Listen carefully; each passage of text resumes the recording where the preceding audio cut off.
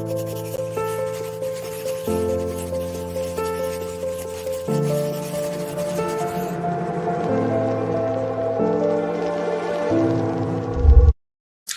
everyone. This is David Ellis on the IHN podcast, and I'm here with Amy Kruzik once Hello. again. And today Yeah. we're going to be talking about a very interesting topic. Amy, tell us about the topic. I know. Okay, so I was listening to something and they said these two words, symbiosis and parasitism. Hmm. And I'm like, what is this? And how does it relate to everything in life? Right? Mm-hmm. So first we should define what they are. Okay. Sure. Okay, so symbiosis are a long-term relationship between two different organisms. Mm-hmm. Many people think symbiosis automatically means both organisms benefit, but they don't. But that's actually a common misconception because symbiosis simply means living together in close association. So my little analogy would be like a whale and the barnacles on the whale. Mm-hmm. They live in symbiosis. Mm-hmm. That they're not parasitic to the whale. Yes, but the whale is not necessarily benefiting from the barnacles, but the barnacles are benefiting from the whale. Yes, but he doesn't mind. Mm-hmm. He doesn't care about that. But parasitism is an organism that benefits while the other is harmed. So the barnacle isn't harming the whale, but a tick can harm a person. Correct. A tick bites you and sticks on you, or on dogs, or on animals. Mm-hmm. That's a parasite. Correct. Okay, so let's talk about, we could talk about, I have it down here, we could talk about wellness in that, we could talk about spirituality, relationships, all about symbiosis and parasitism. Okay. Right? Oh, God, this is going to be a good one. Okay. Yeah. Go ahead. Symbiosis tends to suggest what's inferred is a idea of collaboration, mutual cooperation. Yeah. It doesn't have to necessarily be mutual cooperation, but I would think symbiosis, even like as an example, you marry someone. Right. The man probably does, back in the days, the man went out to work, the woman kept the house tidy, and the life was maintained by this collaboration and symbiotic cooperation with each other. Okay? Yes. Agreed. All right. Yeah. Skip forward to today's world.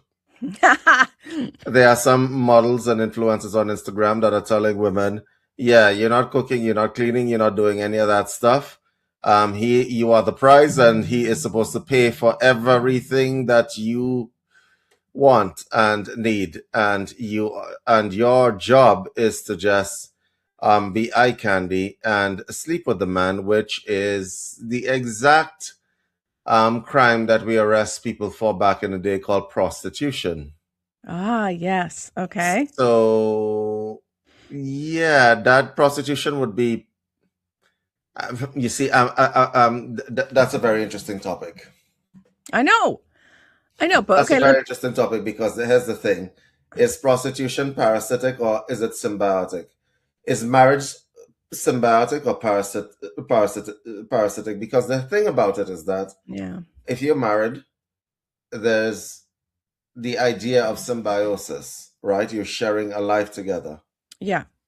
However, if you are being a prostitute, there is mutual benefit, I would think. So that's symbiotic. Yeah.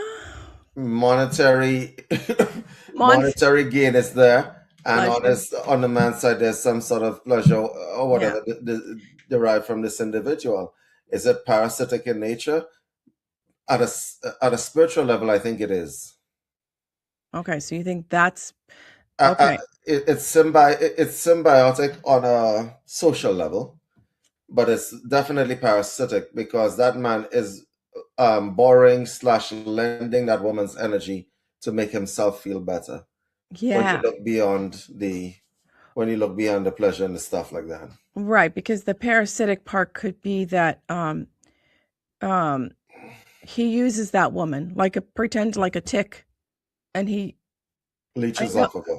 yeah, kind of like a leech, because he keeps coming back to her and coming back to her and coming back to her, and um, I mean, she's probably motivated by the money, but inside, Yeah, but it becomes a little bit more complicated, Amy, when you think about she may be motivated by the money because she needs to feed her family. right, yeah, She may be motivated by the money because she wants to feed her family. She probably has kids at home.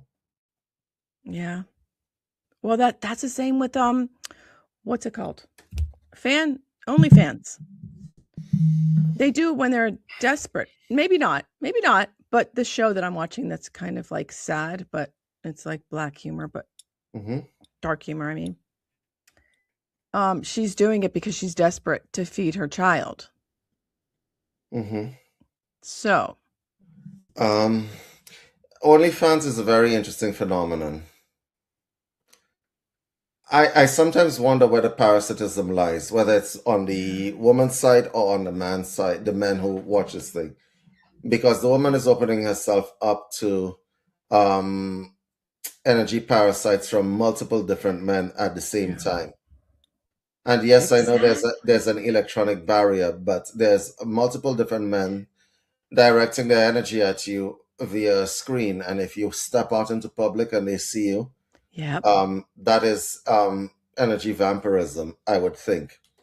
I think that a lot of women get generally caught up when it is that they believe that they can do something like OnlyFans and there not be a consequence of some kind. Whether the Uh-huh. consequence is paid energetically or not, there is always a consequence to everything you do, whether it's a good or bad consequence. The good consequence is that you may make a lot of money. Yeah. The bad consequence is that socially you will never run for mayor of your town. No. You may No. never run for mayor of your town. Energetically speaking, that has got to be the most draining thing ever. You're Yeah. literally utilizing your body at the whim of whatever your fan base requests. Okay, but let's flip it on the guy Mhm, that looks up the woman on mhm. OnlyFans. I see him as parasitic too, in the fact that mm, mm, he's attaching herself to her. I think Mhm. they both become parasitic Mhm. in a way, because what is missing from his life that he can't get anywhere else but on OnlyFans? That's a good one. That's very good. I think. Why do men go towards? And I'm just saying men because I think it could be women too. Both. Mhm, Why do they tend towards that? Because there's guys on there that could do the things for money. mhm. Um, is it quick? Is it because it's quick money? Is it easy? I don't think people realize that the parasite stays with you even after you go off camera. It That is stays correct. inside you. Yeah, Yes. that's what I'm thinking. Yes, I believe that that is the case. I think that a lot of people generally tend to think that money is the bottom line. We need to make money to survive and so on. Yeah, Okay. yeah, Um, and I would understand if you're putting money against death. Okay. If money will save you from immediate death, that's fine. yeah, But until you reach that stage, there are a number of things that you can do yeah, in between. yeah, So you ask the average person, would you rather work at Waffle House or fast food chain flipping burgers or be on OnlyFans? And they're gonna choose the OnlyFans, yeah. and that never used to be the case. No, So what is it that we've missed here? Because the truth of the matter is, if you are a woman and you're on OnlyFans, and a lot of them give themselves a woman or a man, it doesn't matter. yeah, it doesn't matter. They have this false sense of empowerment I have empowered myself because now I'm making my own money. You're not making your own money because of your innate qualities and wisdom. You're Yeah. making money because people want to see you degrade yourself. Yes. And that is not in and of itself empowerment. No. Having said that, if you are equating making money to empowerment, then you would have a problem because I would have to tell you that your self respect comes really cheap. Yeah. Money cannot buy you self respect. It's just a quick money scheme in a way. I think that then the endorphins, right? The endorphins release, and they're like, "Whoa, this is so easy. Okay, let's just keep doing it and see how far I can go."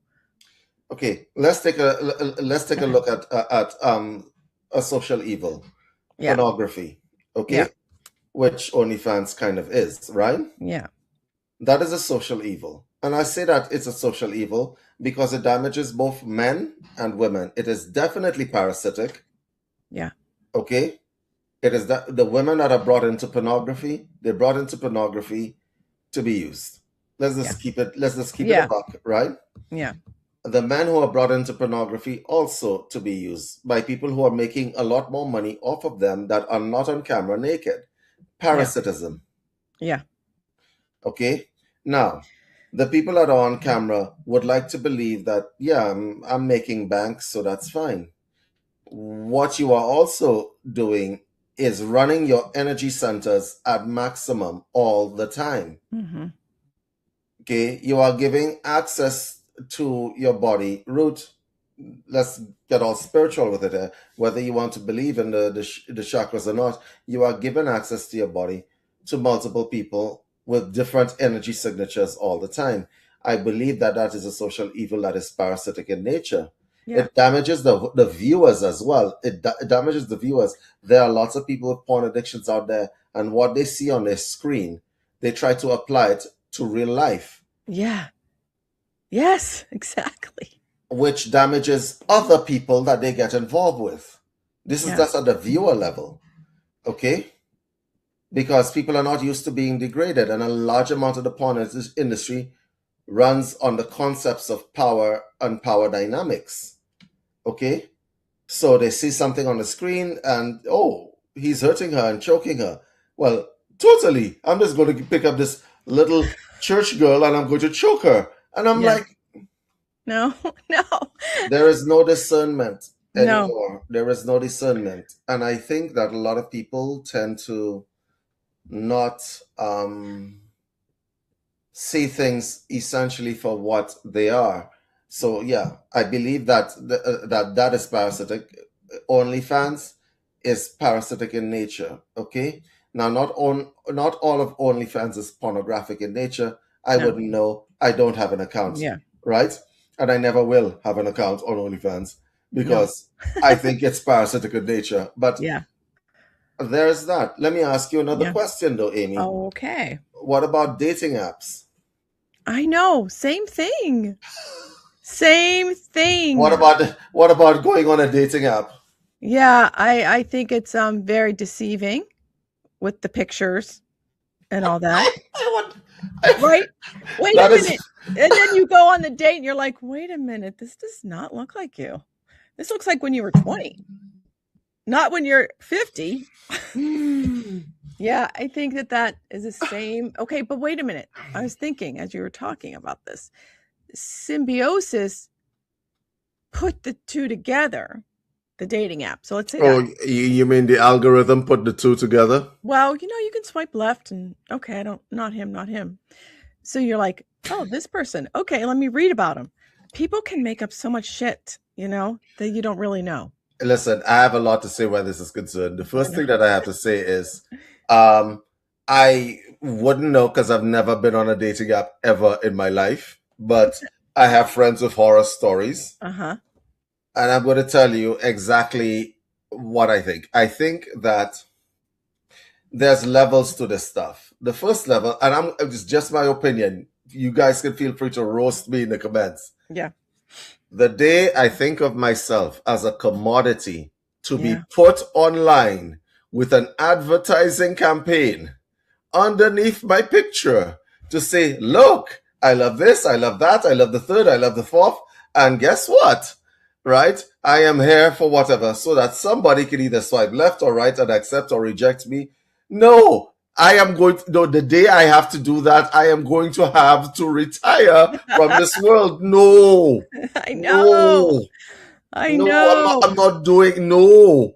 Right? So for me, and people can say what they want. You can roast me in the comments because you guys are on dating apps and stuff. I am not commodifying myself. No. No. No. No. Okay. That's the first part. The second part is you're on these dating apps, and I don't know, swiping left, swiping right, and so on. Wow. Damn, that's really deep connection you're making. Jesus. Oh my god, that's really deep connections. And yes, there's catfishing on these apps and so on, Yeah. but I think that a lot of people generally tend to not. I think we can't surrender our discernment. I think I I think you Yeah. gotta listen to that intuitiveness, because that kind of happened to somebody I know, and she was gonna do it was somebody in my family, and, she never did, because I think she listened to her discernment inside and said, "No, this is not for me. This is not me. This is not me. I'm not that desperate." A lot of people do this because they're desperate for they're lonely. That is correct, and a lot of Yeah, people, loneliness can be a pain in and of itself. But I do think that people generally tend to. I do think that people generally tend to not think this through, and no. and I'll explain to you why that is. Right? You're on a dating app. From what I have heard, it's murky waters out there. Yeah, Okay, yeah, right? The dregs of society pollute these apps with their existence. And I'm going to say this, and yes, I knew that was unkind. You guys can roast me for it, but I'm going to be very clear, and I'm always very clear. I believe that the dregs of society pollute these apps, right? yeah, yeah. So let's say you go onto these apps and you're not jaded. You're gonna get jaded after coming off of these I apps. know. You And you I definitely coming out jaded. It's like swimming in a sea, cesspool in a in a cesspool. cesspool. There is no symbiosis there. No. You think that you're gonna meet somebody and that person is going to be all that. No. And you're going by the law of averages because you did not trust the universe or your God or whatever you're praying to heal your the pain of your loneliness. You Yeah, didn't trust that person, so you went and you decided that you were going to surrender yourself to the algorithm. Okay, so you surrendered yourself to the algorithm. I guarantee you're coming out scarred after yeah. this, Yeah, I because there know. are people on there that are like something from the Twilight Zone. Really, every day is Halloween on these dating apps. That's what a friend of mine told me. Every day is Halloween. Halloween. I love it. Okay, so there could be, let's do devil's advocate. There could be some really nice people on there. Really nice people. And then Okay. they get muddied in the water over these people that are like, the cesspools. You see? Mm-hmm. They really want a relationship, and for good reasons.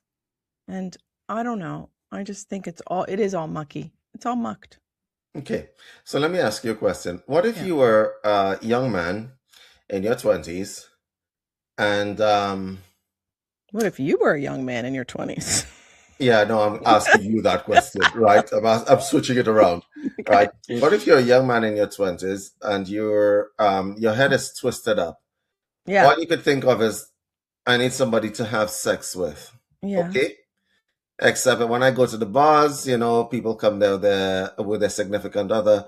Hark! Somebody has invented a technological wonder where there's lots of women and they're all single, and I Yeah. could put myself up there and I could just simply brainstorm, right? So I could contact hundreds of women at a time. I would say, can I have Do you think that's helping that young man, or do you think that might be not oh, helping you?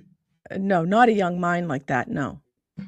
No. Correct. Not a And young mind. what do you think that does in his mind to the value of women? Yeah. If you are contacting hundreds of women, you're chatting hundreds of women up at the same time, and that might actually damage his mind a little bit more than it Oh, needs I to be. I think so. And what would be cool if the app tracks you? Does it track how many women so that they could see that, oh, No, no, he's already dated 50 girls on this app? this is, and it leads to toxicity. It absolutely does. It does. It does. Yeah. I don't know, guys. That's to me that's parasitism.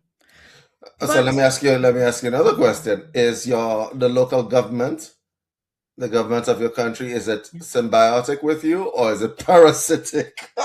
God damn it. oh You god. see that's an issue. You live in the US, I live in Canada. What would you say? Oh, parasitic. I think for I'm, sure. Come I'm on. glad you didn't have to think about that one, No, I Amy. did not have to think about that at all. For God's sake. It is parasitic. I know.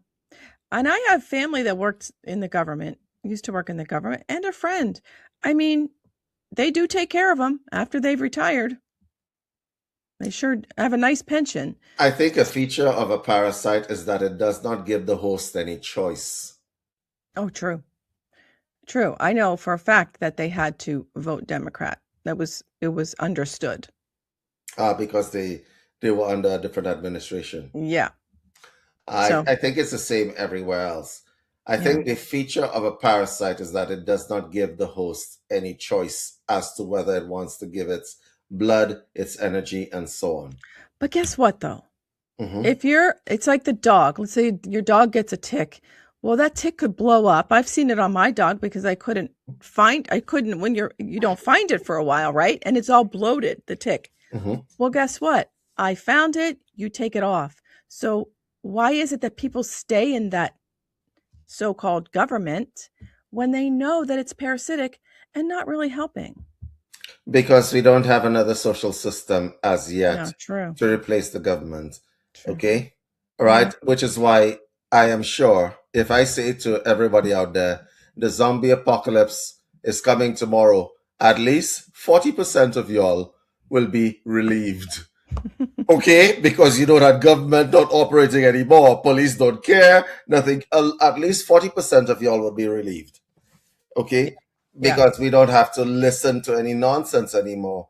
I think when it is that governments become more and more mandatory, you have to do this. I'll give you an Yeah. example of what I mean. Okay. I had to fill out a census.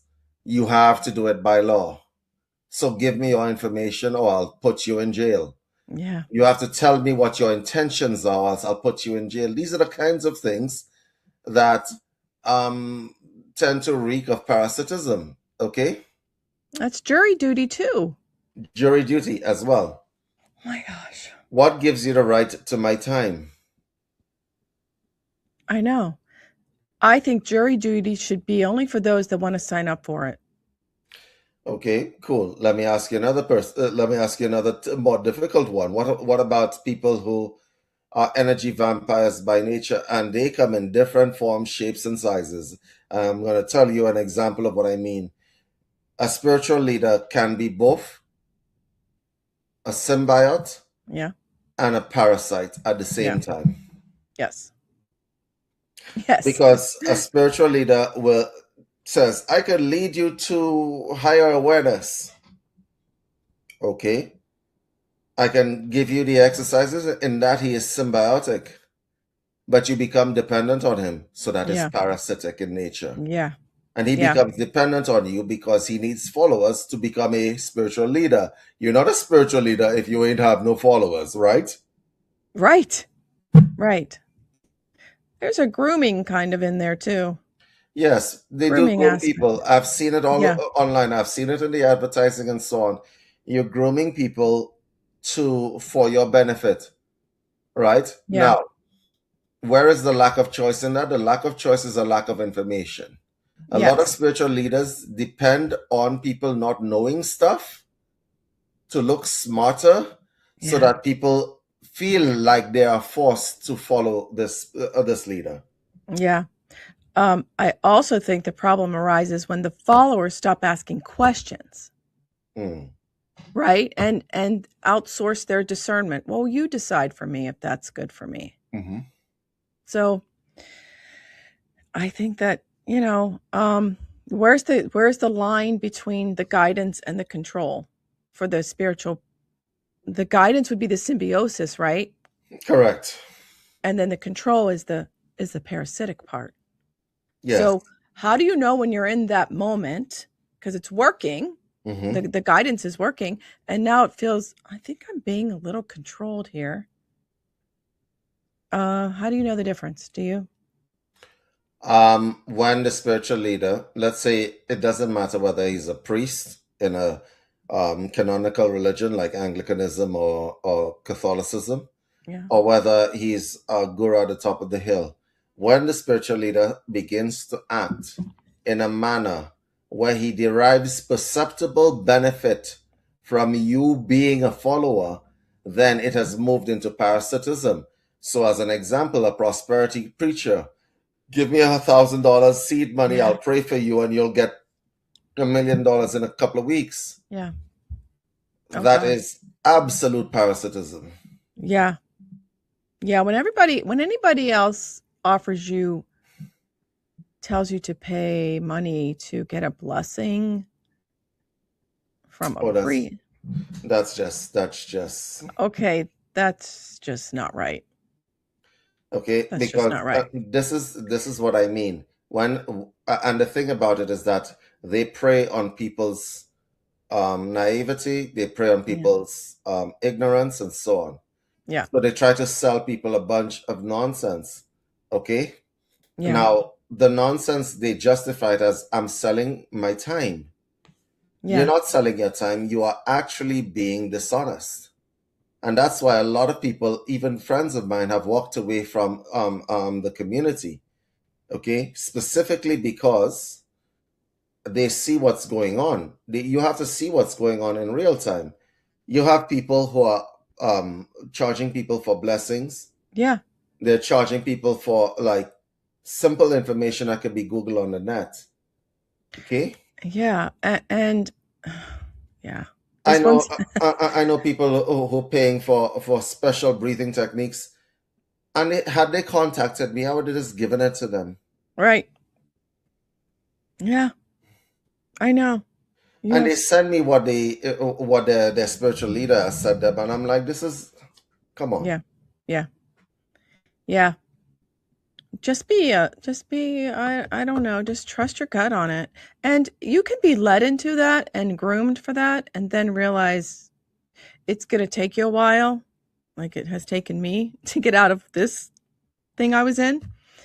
I was Hmm. like, what the F is going on?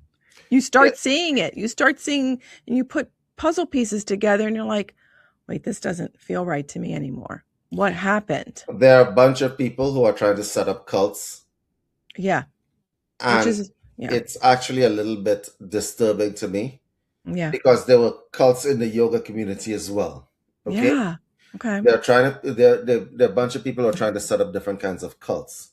So, like a cult is inherently parasitic because it drains the energy resources, the financial resources, the well, social resources of the people that are around them. Yeah. You know you're in a cult when you start to distance yourself away from people that actually care about you. And Yeah. that's the nature of these cults. They think they're trying to offer you something higher, right? They tell you that they see you. They tell you that this is you're a better person with them, and it's all nonsense. If I'm And not a better person on my own, then there's nothing you could do for me that is going to make me a better person. yeah, and they use words, flowery words and words that sound nice and like-minded people. Why would I want to be like-minded people? Does that uh, you know, Here's the w- problem. Here's the problem with that statement. Be around like-minded people equals being in an echo chamber. If yeah. everybody in your chamber agrees with you, Yeah. then you don't grow. I know we've said this on another podcast. I know. Then you don't grow. If you don't grow, then you're not actually deriving any benefit. You're giving benefit to whoever's running your like-minded group. So I think when you think about the symbiosis and the parasitism, Mhm. I think that it kind of can go hand in hand. It kind of Agree. can go kind of like there comes a point when it's symbiosis, and then there comes a point when it's parasitism, Mhm. and that's when you have to figure that out for yourself. Mhm. Because not all relationships are symbiosis through the amount of time that you're together. It Agreed. doesn't happen that way. You fluctuate. So what would you say? Let me Mhm. give you for the wellness community, okay? Mhm. So the wellness community, I would say you depend on somebody, a practitioner, Mhm. and then when does it become where it's parasitic? Where they could say, well, you need to keep coming once a week. You need to keep coming. Oh, you need to come once a week. Well, I was just coming twice a month. I need to come once a week now. Let me tell you a story. Yeah. There was a phenomenon as of recently. I am a nutritionist. My thing is to help people with their diets and their regimes and so on, their dietary regimes and so on. And I do this in my office. I do DNA consulting. I do nutrition and so on. Okay. I have never in my life given somebody a prescriptive advice that involved them taking multiple different supplements from my online store Yeah. Yeah. that I run, that I get commission off of. You have people taking 11, 12 pills a day. I understand if it's in a specialized case. Tell me what is it that you have in those pills that they could not get from the food that they're supposed to be eating in the grocery. Yeah. So that is an example of what I mean. Okay. So even in the conventional side, the doctor patient, there tends to be a parasitism on the part. It's supposed to be one way. You become a doctor or a practitioner, you know that some of your clients are going to be parasites, right? Yeah. Because they have more needs than other clients. So they're going to come at you and they're going to ask you questions and they're going to want your attention because they're not feeling well. Yeah. It becomes a problem when you're trying to make as much money as you can and the patient's your secondary concern is the outcomes of your patient. So you know that X, Y, and Z, we need to increase your the B vitamins in your body, okay? And you say to the patient, okay, so you know that there's a cheap way of doing it. Get some papaya. You're gonna eat limited amounts of meat and stuff like that. You know that, but you're going to give them pills instead. Yes. That becomes a parasitical Yeah, quality. it does. And I'm going to take a stripe off of a lot of the medical and conventional people right now. And I really don't care who gets upset. A patient comes in to you saying that I am feeling down, I'm feeling blah, I'm feeling not myself, and so on and so on. You haven't done any kind of counseling. You're just going to write them an SSRI. Oh yeah, no. Why? Why didn't you refer them to somebody that could actually help them long term and not chemically? Why didn't you do that? So I don't understand how a lot of these you're being parasitic. Yeah, why can these GPs now just do that? These general practitioners. Because if I, yeah, You used to have to go to psychiatrists to get those. A yes, psychologist first and then a psychiatrist for the medication. to my knowledge, there is no course in general practice that will qualify you within the scope of practice to judge someone's mental state in such a high 10 degree of minutes? accuracy. In 10 High minutes? in 10 minutes. It's such a high degree of accuracy that you could actually put them on an SSRI and then up the dose at your leisure. Look, Yeah. I am always going to be against this Yeah. because the truth of the matter, I meet people who are on SSRIs and they tell me what has happened, and I'm like, no, that's life. Yeah.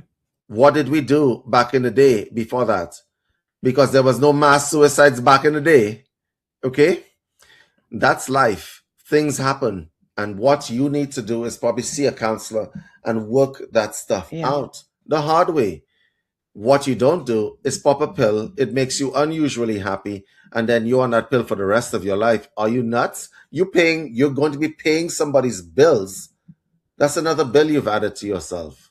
Yeah. So I have a real problem with conventional medicine where it comes to stuff like SSRIs and also opioids as well. Well, yeah. And please don't go off your SSRIs. You can't just quit like that. No, you can't just quit like that because now you have a dependence. Yeah, it'll hurt your brain too. You know, I hate having to say this. They give people solutions, but the solutions always somehow involve you becoming a forever patient. Yeah. That's parasitism. I hate that. I hate it. Come on, guys. Like for those of you who are listening to this broadcast, y'all can't agree with this. I know people, and I'm going to mention certain kinds of things that are supposed to prevent you from getting sick. I'm going to do this in air quotes. Oh, okay. Yeah. Amy? Yeah. You remember when we were young, we got vaccinated for, lupus. What was it? Oh, oh my gosh. What is that? I can't remember. Tetanus as well. We had vaccines for tetanus. Yep. We had for rickets. Polio. Right? Yeah.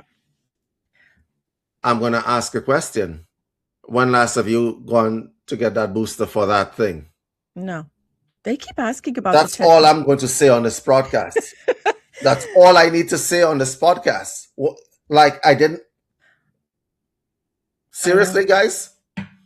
Oh, that's when it becomes a parasite, because I just went to the GP a couple weeks ago. And she's like, you haven't had your tetanus shot. You might. I'm like, no, thank you. And it's not just the tetanus. I mean, like, seriously, if you're on 5 or 6 rounds of something, you haven't gotten sick.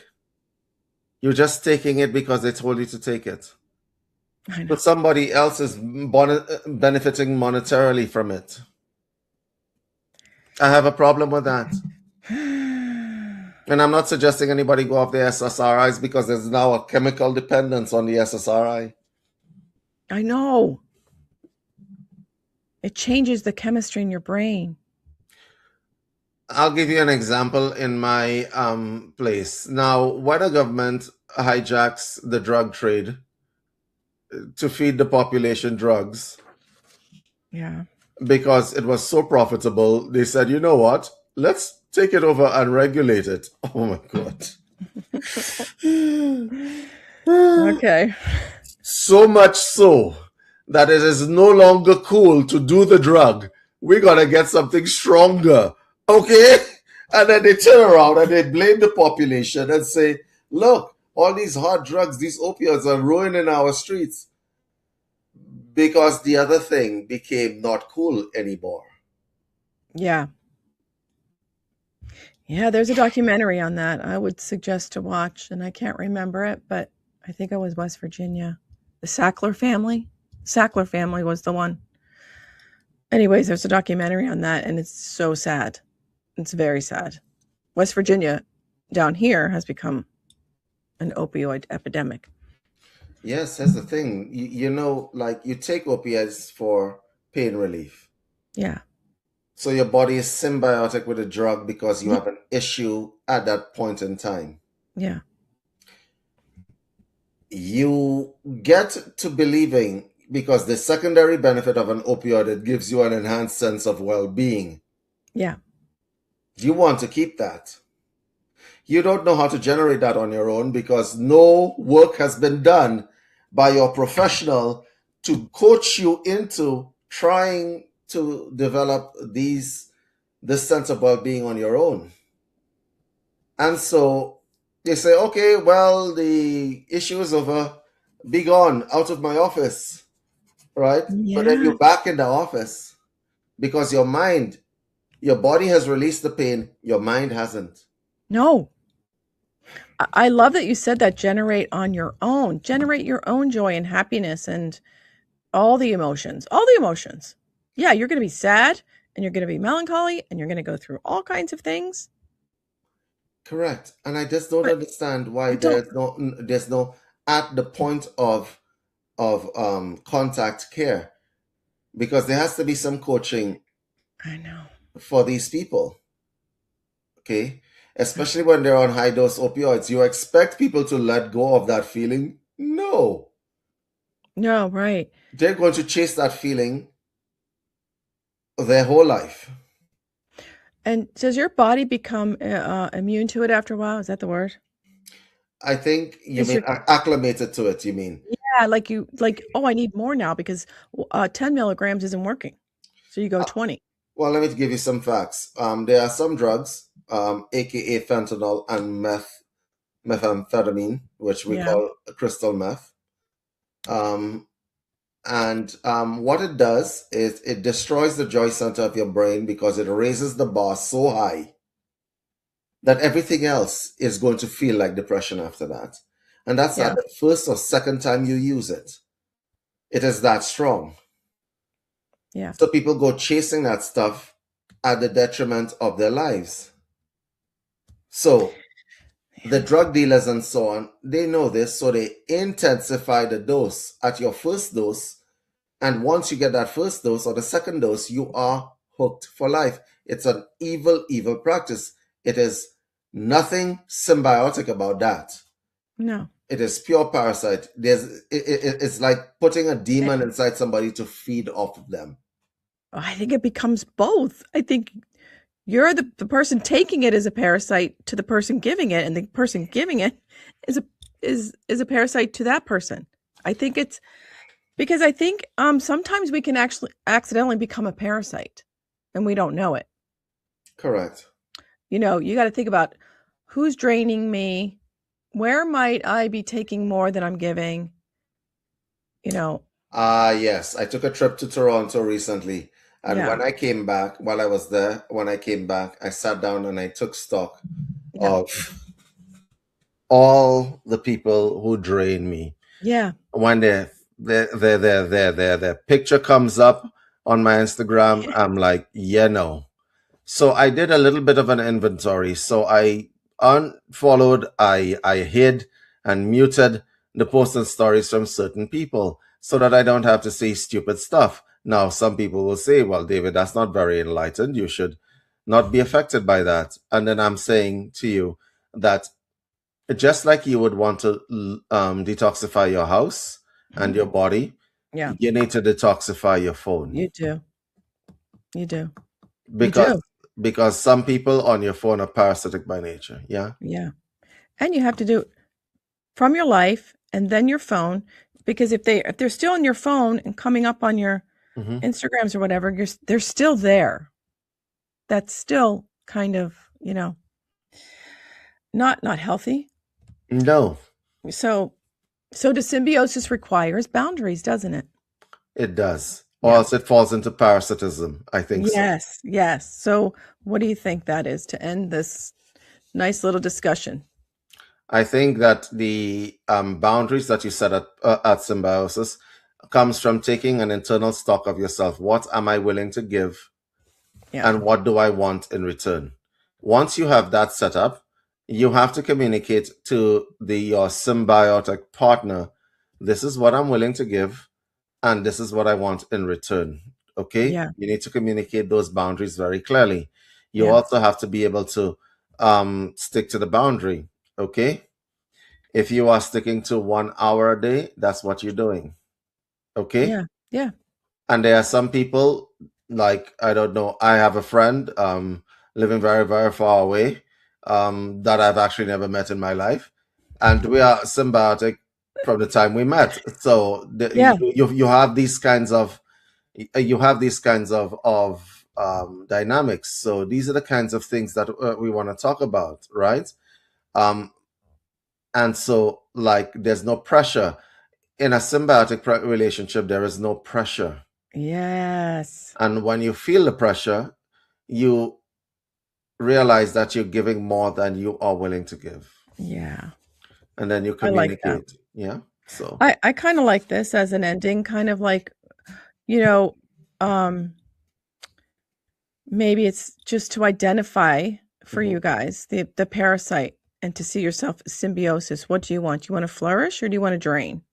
yes. You know?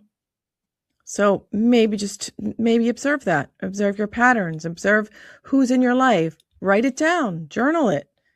What's happening in your relationships? So I don't know. It does kind of come in waves, but I don't know. What do you think about that? I think symbiosis feels better to me.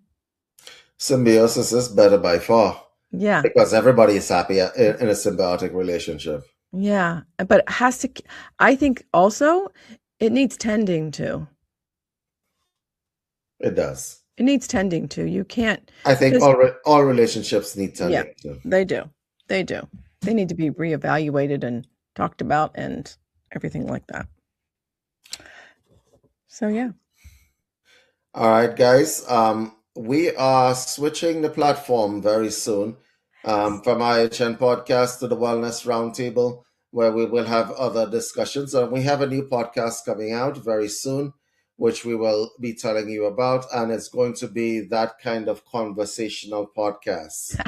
We are Yes. most likely going to be running it live, where you guys can either message us on Facebook and we'll answer your questions live on air.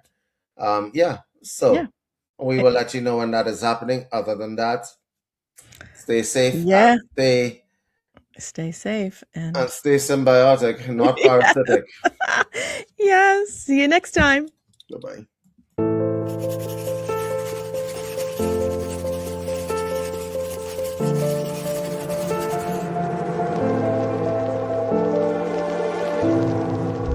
Hi, everybody. This is Amy Kruzek, and I am a certified counselor and hypnotherapist with the Professional Board of Hypnotherapy here in Canada. I am here to announce our Basic to Advanced Counselors Skills course accredited by International Association of Counselors and Therapists, the Professional Board of Hypnotherapy. Now, I had taken this course. It's oh my gosh, I love it. And the course covers CBT, hypnotherapy, NLP, and a range of other subjects to make you the best counselor you can be. I will be teaching this course with David Ellis, and graduates of this course will be automatically eligible for membership in these prestigious associations. So why don't you contact us at info@unifiedhealthsystems.com.